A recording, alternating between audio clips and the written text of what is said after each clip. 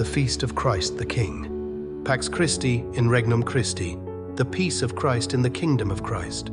That is the motto of the pontificate of our most holy Lord, Pope Pius XI, and it is only fitting and natural that he should be the Pope to give to the world the feast of Christ the King, which was first solemnly celebrated on the 31st of October last year.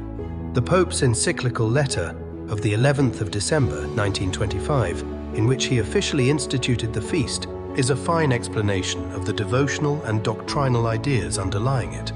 The metaphorical title of King has for ages been accorded to our Lord, for he reigns in the minds of men, in the wills of men, and he is King of our hearts. And as man, he received from the Father power and glory and a kingdom. In the sacred scriptures, from the time of the prophets of the Old Law, from Daniel to St. Paul, is found the idea of the Messiah as king. Notably in that wonderful passage of Isaiah, he shall sit upon the throne of David and in his kingdom to establish it forever. But Christ has more than a metaphorical kingship, and the Holy Father quotes the words of St. Cyril of Alexandria to indicate its foundation. Christ has dominion over all creatures, a dominion not seized by violence nor usurped, but his by essence and by nature. The essential powers appertaining to a true king or prince are that he makes laws, that he puts them into execution, and that he judges.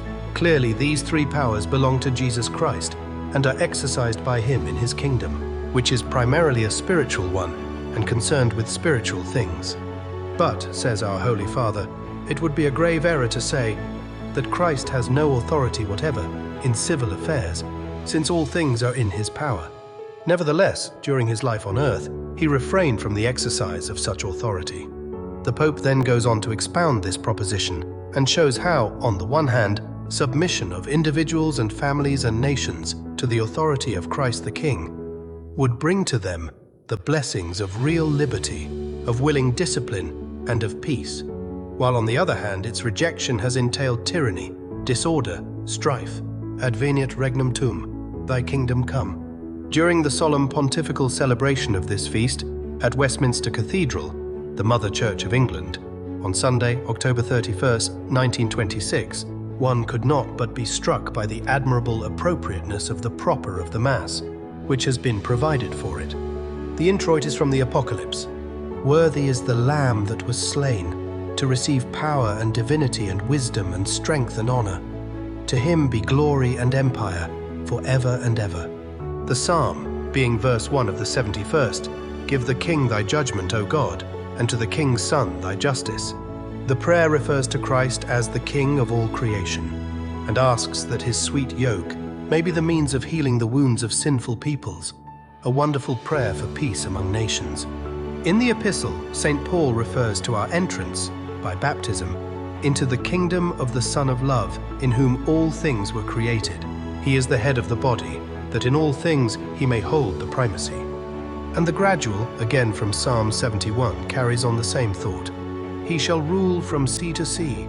All the kings of the earth shall adore him, and all nations shall serve him. When Jesus was taken before Pilate, in answer to the question, Art thou the King of the Jews? He himself speaks of his kingship and its nature, and this passage from the 18th chapter of St. John is the gospel of the feast. The offertory again refers to Christ's worldwide power, Psalm 2 verse 8, and the secret is another prayer for peace. A special and most beautiful preface has been composed for this Mass. It is too long for quotation, but in it are summed up those references to kingship, redemption, and the peace of God's order, which are the subject matter of the whole proper.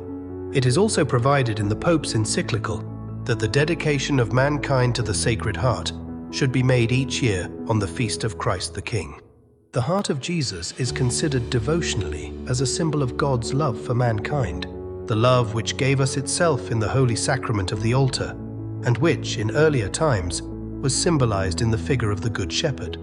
It is the heart of the sacrificial victim who was slain for all, of the shepherd who gave his life for his sheep, of the King who reigns in glory, who is lifted up, on the cross, in the monstrance, upon the throne of his Father, and draws all men unto him. Donald Attwater, T.O.S.D.